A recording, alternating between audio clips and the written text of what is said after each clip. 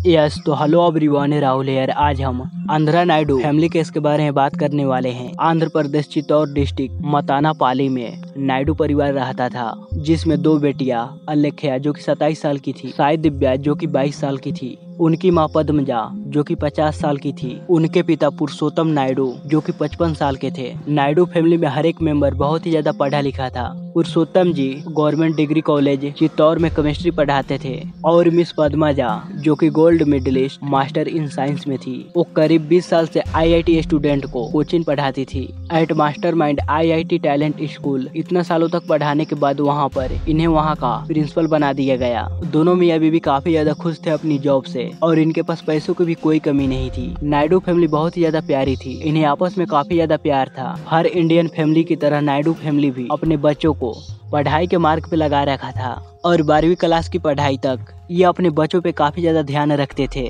और जैसे इनके दोनों बेटियों ने 12वीं क्लास की पढ़ाई खत्म की तो इन्होंने अपनी बेटियों को अपनी मर्जी का अपना करियर चूज करने का ऑप्शन दिया। उनकी छोटी बेटी साई दिव्या ने अपनी बैचलर बेंगलोर में कंप्लीट करने के बाद म्यूजिक इंडस्ट्री का पाथ अपने लिए चुना और उसने AR रहमान डांस और म्यूजिक एकेडमी में आगे की पढ़ाई करने के लिए सोची। वहीं उनकी बड़ी बेटी अलेख्या भोपाल से डिप्लोमा मैनेजमेंट में की और इसके बाद वो सिविल सर्विसेज एग्जाम की तैयारी करने लगी। 2020 के दौरान नायडू फैमिली मदनपाले में एक नई घर में शिफ्ट हुए, जो कि इनके पुराने घर से नई घर अच्छा था। और नायडू फैमिली हमेशा अपनी तरक्की के लिए, अपनी उन्नति के लिए भगवान को शुक्रिया अदा करते थे और शिव भगवान का पूजा भी करते थे। घर का हर एक मेंबर बहुत ही ज्यादा पढ़े लिखे थे, मगर शिव भगवान का बहुत बड़े भक्त भी थे। जब भी इनके घर में या फिर इनके साथ कुछ अच्छा होता तो ये लोग हवन करवाते या फिर बहुत बड़े लेवल पे शिव भगवान की पूजा करते। जैसे कि पद्मजा की कोचिंग सेंटर में प्रमोशन हुआ था तो इनकी पूरी फैमिली हवन रखी थी। अलेख्या अपने सोशल मीडिया पे कई बार भगवान के बारे में पॉजिटिव बातें या फिर फोटोज डालती थी। अलेख्या अपने माता पिता की तरह जब वो घर से बाहर पढ़ने के लिए गई तो वो हर दिन भगवान की पूजा किया करती थी। अब 2020 में कोरोना की वजह से नायडू परिवार ने अपने दोनों बेटियों को वापस अपने नए वाले घर पे बुला लिए और यहाँ से सारी चीजें खराब होनी शुरू हुई। 3 जनवरी 2021 को नायडू परिवार ने अपने अपने काम से छुट्टी ले ली थी। उनके कोलिग ने बताया कि उन्हें बहुत बड़ी पूजा करनी थी अपने दोस्त को मिटाने के लिए, जिसकी तैयारी में इन्हें बहुत टाइम लगने वाला था, इसीलिए इन्होंने पहले ही छुट्टी ले ली। पद्मजा और पुरुषोत्तम दोनों का काम बहुत ही बढ़िया था तो इन्हें आसानी से छुट्टी मिल गई। अब नायडू फैमिली के चारों मेंबर लग गए पूरी तरह से पूजा की तैयारी में। उनकी पड़ोसियों के अनुसार 24 जनवरी 2021 को दिन रविवार था। उस दिन उन्हें नायडू के घर से मंत्र पढ़ने की आवाजें सुनाई पड़ी। उस समय सुबह था तो पड़ोसी सब बिना कुछ पूछे अपने काम पे लगे रहे, मगर उसी दिन शाम के वक्त पुरुषोत्तम अपने एक दोस्त के पास कॉल लगाया। उनके ये दोस्त पद्मजा के ही कोचिंग सेंटर में काम किया करता था। इनकी फैमिली के बारे में भी ये अच्छे तरह से जानते थे। जब इनका फोन इनका दोस्त उठाया तो नॉर्मली दिन चर्चे की ही बातें हुई। फिर इन्हें फील हुआ कि पुरुषोत्तम डरे हुए हैं। जब उनके दोस्त ने उनसे पूछा कि क्या बात है पुरुषोत्तम जी, आप थोड़ा घबराए हुए लग रहे हैं, जिस पर पुरुषोत्तम जी ने कहा कि शायद मैंने एक ऐसी गलती कर दी है जिसे मैं अपनी पूरी जिंदगी में सुधार नहीं सकता। और फिर उन्होंने अपने टीचर दोस्त को हर एक चीज डिटेल में बतानी शुरू की, जिसे सुनकर उनके फ्रेंड के रोंगटे खड़े हो गए थे। पुरुषोत्तम ने फोन पे अपने दोस्त को बताया कि मैंने अपने दोनों बेटियों को मार डाला है, मगर अगले दिन मेरी दोनों बेटियां वापस आ जाएगी। ये बातें सुनकर उनके दोस्त के तो होश ही उड़ गए कि एक पढ़ा लिखा आदमी ऐसा कर सकता है। उन्होंने पुरुषोत्तम जी से पूछा कि आपने ऐसा क्यों किया, वजह क्या थी। तब पुरुषोत्तम जी ने बताया कि मेरे दोनों बेटियों के ऊपर बुरी आत्मा सवार हो गई थी और उनका अंत तभी होता जब मैं अपनी दोनों बेटियों की बलि देता, और मैंने अपनी दोनों बेटियों की बलि दे भी दिया हूँ, जिससे वो काली बुरी शक्ति इसी कलयुग में खत्म हो जाएगी। और कल जब सतयुग शुरू होगा यानी कि 25 जनवरी को मेरी बेटियां वापस से जिंदा हो जाएगी। अब ये सारी बात सुनने के बाद उनके दोस्त ने तुरंत फोन को कट किया और उन्होंने सीधा पुलिस के पास कांटेक्ट की, जिसके बाद पुलिस सीधा नायडू के घर पहुंचे। जैसे ही पुलिस वाले नायडू के घर पहुंचे तो उन्हें यकीन नहीं हो रहा था ये नजारा देखकर। पुलिस को सबसे पहले पूजा घर के सामने साई दिव्या की डेथ बॉडी मिली, जिसके सर में पहले त्रिशूल से वार किया गया था और फिर बाद में उसके चेहरे पे डंबल से वार किया गया। पूजा घर के अंदर जाने के बाद इन्हें अलेख्या की डेथ बॉडी मिली, जिसे उसी तरह ही मारा गया था।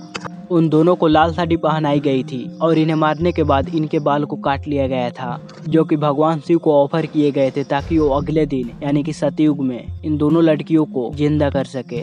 पूजा रूम से निकलकर पुलिस वाले सब घर के अंदर गए तो देखा कि पद्मजा और पुरुषोत्तम जी घर के अंदर बहुत ही आराम से बैठे हैं। इन्हें देखकर ऐसा लग ही नहीं रहा था कि इनकी दोनों बेटियां दूसरे कमरे में मरे पड़े हैं। पुलिस इंस्पेक्टर ने इनसे पूछा कि ये सब किसने किया, तो पुरुषोत्तम जी ने कहा कि हमने ही किया है। ये सब कुछ हमने अपनी मर्जी से करा है और हमारी बेटियों ने भी अपनी मर्जी से करा है। नायडू फैमिली को मानना था कि हमारे शरीर के अंदर कलयुग का राक्षस समा गया है, यानी कि 24 जनवरी 2021 अगर हम इसे खत्म कर देते हैं तो 25 जनवरी 2021 यानी कि सतयुग में वो बुरा साया खत्म हो जाएगा। सबसे पहले छोटी बेटी साई दिव्या ने अपनी बड़ी बहन से कहा कि दीदी आप मेरी बलि चढ़ा दो, अगर आप ऐसा नहीं करोगी तो मैं खुद ही अपना बलि चढ़ा लूंगी। जिसके बाद अलेख्या ने साई दिव्या को इस पाप से बचाने के लिए उसके सर पे त्रिशूल से वार किया। इसके बाद पद्मजा ने अपनी बड़ी बेटी को लेटाकर उसके सर पे डंबल से वार किया। उन्होंने दोबारा से अपनी छोटी बेटी के सर पे मारा डंबल से ताकि वो जिंदा बच न जाए। पद्मजा के मुताबिक मरने के बाद भी उनकी बेटियां 1 घंटे तक जिंदा थी। दोनों बच्चियों को मारने के बाद इन्हें अपनी बलि चढ़ानी थी रात के 9 बजे, मगर पुरुषोत्तम ने भय में डर में आकर अपने एक दोस्त को कॉल पे सारी बातें बता दी। अब पुलिस वाले दोनों माँ बाप को गिरफ्तार करते हैं, जिस पर पद्मजा पुलिस वालों को चिल्ला चिल्ला कर कहने लगती है कि बस तुम लोग हमें 1 दिन दे दो, हमारी बेटी अपने आप जिंदा होकर वापस चली आएगी, तुम भी देख लेना।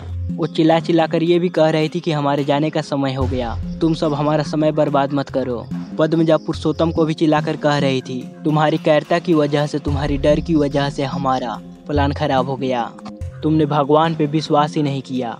अगले 2 दिनों तक इन्हें कस्टडी में रखा गया और इनके साथ यहाँ पे पूछताछ हुई। 2 दिनों के बाद इन्हें लग रहा था कि हमारी बेटियां जिंदा होकर वापस आएगी, मगर पुलिस वाले इन्हें बताए कि ऐसा कुछ नहीं हुआ, तुम्हारी बेटियां हमेशा के लिए मर गई। तो पद्मजा अब चिल्ला चिल्ला कर कहने लगी कि तुम सब शिव का ऑर्डर को रोका है। वो ये भी कह रही थी कि इस युग में मैं ही शिव का अवतार हूँ। साथ ही वो ये भी कह रही थी कि कोरोना मेरे बॉडी से ही आया है, न कि चाइना से। मैं आप लोगों को पद्मजा की उस वक्त की बिहेव वाली वीडियोज को दिखाता हूँ, जिससे आप लोग रिलेट कर पाओ कि उस वक्त पद्मजा की हालत कैसी थी।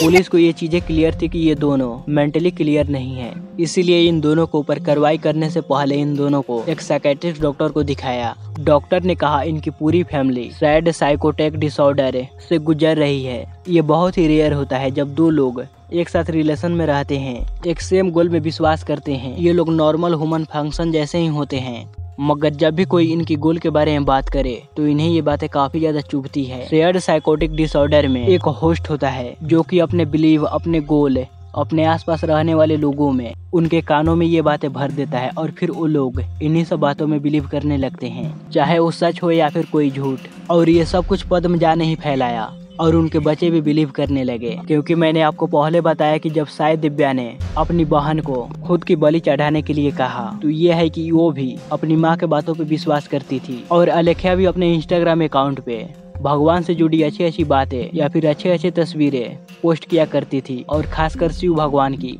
अलेख्या को लगने लगा था कि शिव भगवान धरती पर लौट आए हैं और उनका अवतार कोई और नहीं मेरी माँ है। अब इन सभी चीजों को देखते हुए पद्मजा और पुरुषोत्तम को पहले मेंटल हॉस्पिटल में भर्ती कराया गया और उनके डिस्चार्ज के बाद सीधा उन्हें मध्यपाले सब जेल में भेज दिया गया। और इसी के साथ नायडू फैमिली केस यहीं पे खत्म होती है। सो गाइज, आपको ये वीडियो कैसा लगा प्लीज हमें लाइक और कमेंट कर जरूर बताइएगा। और इसी तरह आप रियल घटनाओं पे घटित क्राइम स्टोरीज वीडियोज को देखना चाहते हैं तो आप इस चैनल को भी सब्सक्राइब कीजिएगा।